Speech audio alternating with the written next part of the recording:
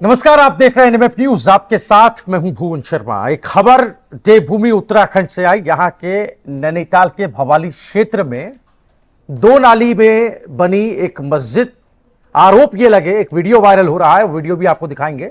आरोप लगे कि ये दो नाली की जो मस्जिद बनी वो धीरे धीरे धीरे करके कैसे 43 नाली और बढ़ गई, 4 दीवारी बना ली गई, ऐसा आरोप वहां पर लग रहा है। और वीडियो जो सोशल मीडिया पर वायरल हो रहे हैं उसमें यह दावा किया जा रहा है।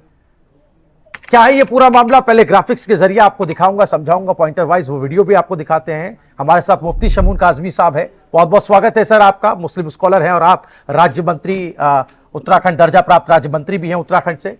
आपसे समझेंगे इस वायरल वीडियो और जो दावा किया जा रहा है और जो घटनाएं उत्तराखंड में बढ़ रही हैं उस पर हम तफसील से बातचीत भी करेंगे। आगे बढ़े उससे पहले आपको बता दें कि आप देश और दुनिया की तमाम बड़ी अहम खबरें हमारी वेबसाइट newsnmf.com पर जाकर पढ़ सकते हैं, देख सकते हैं। तो चलिए सबसे पहले वो वायरल वीडियो आपको दिखाते हैं आपकी स्क्रीन पर। बताया जा रहा है कि ये नैनीताल भवाली क्षेत्र का है। भूमि आधार रोड पर बनी मस्जिद ने करीब 43 नाली सरकारी भूमि पर अपना कब्जा कर उसकी 4 दीवारी बना ली है। हालांकि अब इस मामले की जानकारी जब प्रशासन को मिली तो जिला प्रशासन ने जांच पड़ताल शुरू कर दी है। मिली जानकारी के मुताबिक सोशल मीडिया पर एक वीडियो वायरल हुआ जिसमें कहा जा रहा है कि यह मस्जिद जंगल की जमीन पर बनाई गई है और धीरे धीरे मस्जिद प्रबंधन ने आसपास की भूमि पर कब्जा कर लिया है। तो ये वीडियो आपने देखा। चलिए अब आपको बताते हैं ये मामला कितना पुराना है, इस मामले के तार कहां कहां से जुड़ते हैं। तो ग्राफिक्स आपके स्क्रीन पर हम देखते हैं। बताया जा रहा है कि 45 नाली भूमि पर 4 दीवारी कर मस्जिद का परिसर बनाया गया है। इस मामले में वन विभाग ने अपने नक्शे देखने के बाद खुद बताया कि मस्जिद के लिए वन विभाग द्वारा 1924 में 5016 वर्ग फुट, जो 2 नाली 5 मुट्ठी के बराबर है, इतनी जमीन लीज पर दी गई। लेकिन वर्तमान में मौजूदा वक्त में यह 45 नाली से अधिक बताई गई, यानी करीब 43 नाली सरकारी भूमि पर अवैध कब्जा स्पष्ट दिखाई दे रहा है। इस बारे में अपर जिला अधिकारी विवेक राय ने बताया कि इस मुद्दे पर, इस विषय पर अभी और जांच पड़ताल की जा रही है कि कितनी और कब कब यह संरचना बनी और परिसर ने कैसे विस्तार पाया है। इससे पहले भी वीर भट्टी और नैनीताल की मुख्य मस्जिद की जमीन को लेकर भी ऐसे ही सवाल उठते रहे हैं। और मुख्यमंत्री पुष्कर सिंह धामी की बात करें तो उन्होंने ये स्पष्ट कहा है कि सरकारी भूमि पर अवैध रूप से बनी धार्मिक संरचनाएं हटाई जा रही हैं। हम इस देवभूमि के देव सांस्कृतिक स्वरूप को किसी भी हाल में बदलने नहीं देंगे। तो मुफ्ती साहब, ये आपने वीडियो भी देखी और हमने उन तथ्यों पर भी बात की, उन आंकड़ों को भी देखा और 1924 से इसका अतीत जुड़ता है और आज के वक्त में 43 नाली, 2 नाली से बढ़कर 43, कुल मिला के 45 नाली हो गई है। इतना कब्जा पहाड़ों में, जंगली जमीन पर, जंगलात की जमीन पर, वन विभाग की जमीन पर कैसे देखते हैं आप? क्योंकि एक मामला नहीं है, ऐसे कई मामले धीरे धीरे उत्तराखंड से सामने आ रहा है। देखिए, मैं दोनों बातों को सामने रखना चाहता हूं कि उत्तराखंड राज्य की सरकार और माननीय मुख्यमंत्री श्री पुष्कर सिंह धामी जी एक न्यायप्रिय, लोकप्रिय मुख्यमंत्री हैं और उनके शासनकाल के अंदर जितने भी कार्य हुए हैं वो एक अनुसरणीय भी हैं और अपने में एक अपना एक इतिहास रखती हैं। उन्होंने ऐतिहासिक कार्य किए हैं और इन जी तो जो चीज सामने आती है वो निष्पक्षता आती है, सबका साथ, सबका विकास, सबका विश्वास और सबका प्रयास शामिल है। और ये हमारे माननीय प्रधानमंत्री और उनकी सरकार का बहुत ही एक ऐसा लोकप्रिय नारा है, लोकप्रिय योजना है कि जो पूरे विश्व को प्रभावित करती है। इसी के साथ मैं आपसे कहना चाहूंगा कि इन तमाम विकास कार्यों के साथ साथ हमारे देवभूमि के माननीय मुख्यमंत्री श्री पुष्कर सिंह धामी जी बगैर किसी भेदभाव के बड़े निष्पक्षता के साथ प्रधानमंत्री के सबके साथ सबके विकास को आगे बढ़ा रहे हैं। मगर ये भी उनकी एक पहचान है कि वो किसी भी अनियमितता से समझौता नहीं करते। अब रह गया दूसरा सवाल यह आता है कि मस्जिद जो 1924 में बनी, जो आजादी से पहले का है, मैं समझता हूं कि जितनी मस्जिद की जगह है वो उतनी ही पे रहनी चाहिए थी। अगर मालिकाना हक मस्जिद कि उस जगह पर उसका विस्तार किया गया और उसमें मालिकाना हक नहीं है, वो इस्लामिक रूह से वो मस्जिद की जगह पर मस्जिद के लिए इस्तेमाल नहीं की जा सकती तावक्ते कि आप उसे खरीद ना लें या उसका मुआवजा, उचित मुआवजा सरकार को या जिसकी भी वो जमीन है उसे ना दे दें। तो इसलिए मैं ये कहना चाहूंगा कि अल्लाह को, ईश्वर और अल्लाह, खुदा, गॉड, ये सब जो है हम उनके मोहताज हैं, वो हमारा मोहताज नहीं है। हम उसे राजी करने के लिए सरकारी संपत्तियों पर कब्जा करें, ये उचित नहीं है। इस्लाम इसकी मुखालफत करता है। और मैं तो ये एक वाकया बताना चाहता हूं आपके माध्यम से, विशेषकर मुसलमानों तक अगर ये आवाज पहुंचे और आम लोगों तक कि इस्लाम क्या है।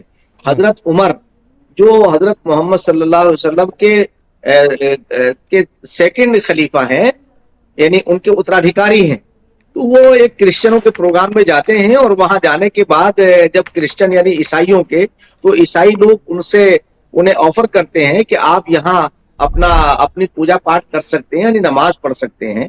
तो वो उनकी जगह पर नमाज पढ़ने से, इबादत करने से मना कर देते हैं। क्यों? इसलिए कि आने वाले लोग इस पर दावा करेंगे और वो जमीन हमारी नहीं है।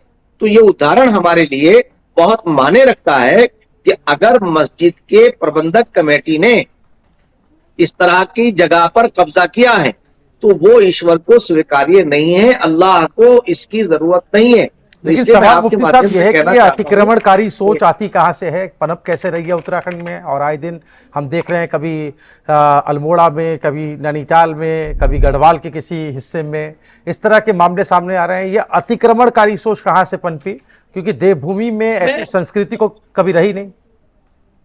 मैं आपसे स्पष्ट करना चाहता हूं कि देवभूमि का स्वभाव आपको मालूम है कि मैं तो जी रहा हूं देवभूमि के अंदर। मैं आपसे ये कह सकता हूं कि दुनिया का अगर कोई स्वर्ग है तो वो उत्तराखंड राज्य और देवभूमि है।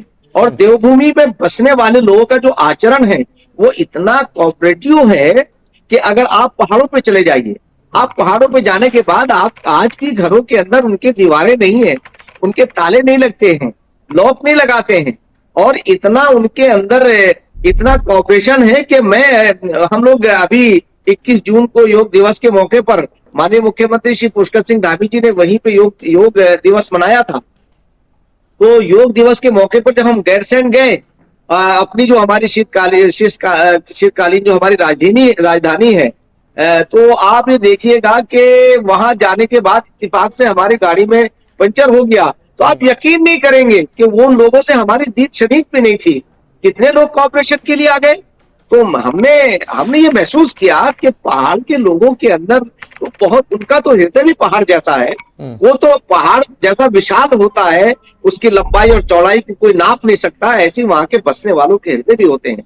मैं तो आपसे कहना चाहता हूं कि ईश्वर, खुदा, गॉड, यानी मैं अगर ये बात कहूं इस मौके पर कि संसार का पहला ज्ञान वेद है और अंतिम ज्ञान जो है वो अंतिम वाणी जो है वो कुरान है।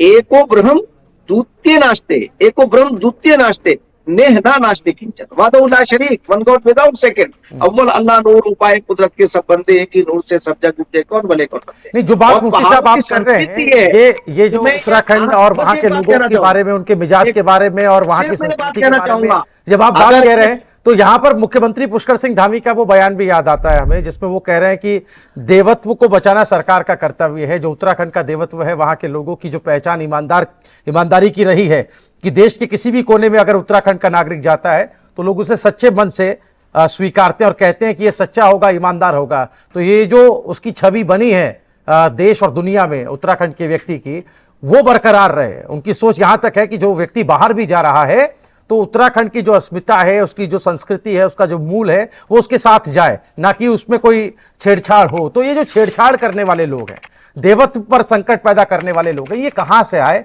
किस दौर से इसकी शुरुआत हुई, थोड़ा सा आपसे समझना चाह रहे हैं।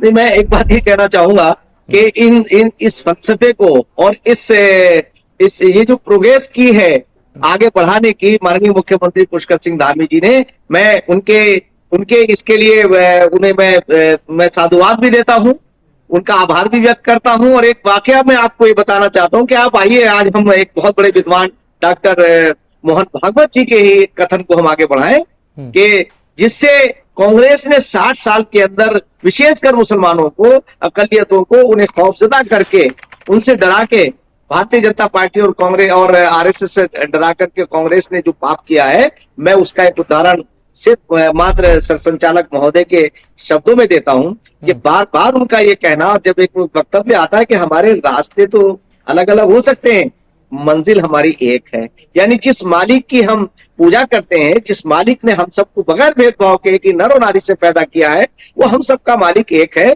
इसी फलसफे को माननीय मोहन भागवत जी ने जब ये बात कही है, तो मैं उन्हीं के नाम से इसे आगे बढ़ा रहा हूं। और उसका संरक्षण अगर कोई कर रहा है, कोई व्यक्ति, तो वो उत्तराखंड राज्य के माननीय मुख्यमंत्री श्री पुष्कर सिंह धामी जी हैं।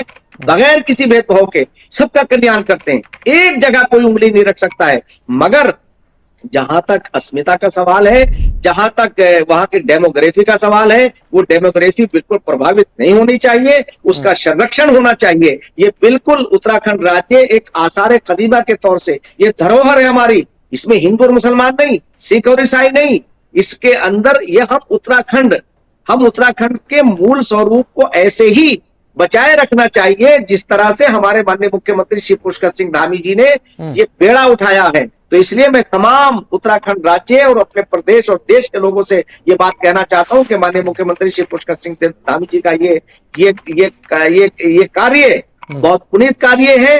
और जब तक किसी भी चीज को, यानी अगर कोई इमारत, कोई हमारी ऐसी कोई धरोहर है, तभी तो वो उसका संरक्षण किया जाता है। तो हमारा उत्तराखंड तो पूरे का पूरा राष्ट्रीय धरोहर है, ये तो विश्व की धरोहर है। उसकी हिफाजत, उसके डेमोग्राफी का बचना उसके मूल स्वरूप को बचाना और उसका संरक्षण करना, ये तो वहां के मुख्यमंत्री का कर्तव्य है, फर्ज है। और माननीय मुख्यमंत्री की मांग भी है मुफ्ती साहब, हमें नहीं भूलना चाहिए जब हम धरोहर की बात करते हैं, तमाम मुख्यमंत्रियों में अलग अपना स्थान रखते हैं। बिल्कुल, जब हम मूल की बात करते हैं, जब हम धरोहर की बात करते हैं, तो उसको बचाने के लिए घुसपैठ को रोकना जरूरी है। डेमोग्राफी जो बदल रही है उस पर ध्यान देना जरूरी है। और मुझे लगता है कि इससे पहले तो डेमोग्राफी की दूर दूर तक उत्तराखंड में चर्चा होती नहीं थी, और जब से धामी सरकार आई है, डेमोग्राफी चेंज की जो चिंता है उसको मुझे लगता है अपनी लिस्ट में सबसे पहले उन्होंने रखा हुआ है। क्योंकि जहां भी धामी जाते हैं वहां पर डेमोग्राफी की बात जरूर करते हैं, चाहे वो देहरादून में बैठे हों या फिर दिल्ली आकर के कोई कार्यक्रम में शिरकत कर रहे हों, वहां पर भी डेमोग्राफी चेंज को लेकर वो चिंता जाहिर करते हैं। क्योंकि हमारे सामने हमारे देश में ऐसे एग्जाम्पल हैं जिसको हम कहते हैं कि यहां पर डेमोग्राफी चेंज हुई तो सांस्कृतिक घुसपैठ हुई और बहुत आमूलचूल परिवर्तन हमने देखे, जो कि सोसाइटी के लिए भी घातक साबित हुए। मैं असम की बात करना चाहता हूं, पश्चिम बंगाल में भी ऐसा दावा किया जाता है कि धीरे धीरे वहां पर भी डेमोग्राफी जो है काफी हद तक बॉर्डर इलाके में चेंज हो चुकी है। तो इस पर हम फिर एक लंबी चर्चा करेंगे मुफ्ती साहब आपके साथ। फिलहाल के लिए बहुत बहुत शुक्रिया। जी बोलिए। हाँ, मैं बस एक बात ये कहना चाहता हूँ कि जो आपने जिक्र किया, बहुत ही आपने एक अच्छा मैसेज आपके जरिए से पूरे देश में जा रहा है। मैं एक और बहुत अहम बात ये कहना चाहता हूँ कि माननीय मुख्यमंत्री पुष्कर सिंह धामी जी के बारे में, कि उन्होंने जब से उन्होंने उत्तराखंड राज्य की बागडोर संभाली है, एक उनका दामन ऐसा साफ सुथरा है कि अब तक के आने वाले मुख्यमंत्रियों में सबसे अलग अपनी पहचान रखते हैं। एक राष्ट्रवादी प्रखर नेता है, लोक नेता है। यानी उन्होंने जिस तरह से लोकतांत्रिक मर्यादाओं को मजबूत किया है, वो अपने में एक मिसाल है।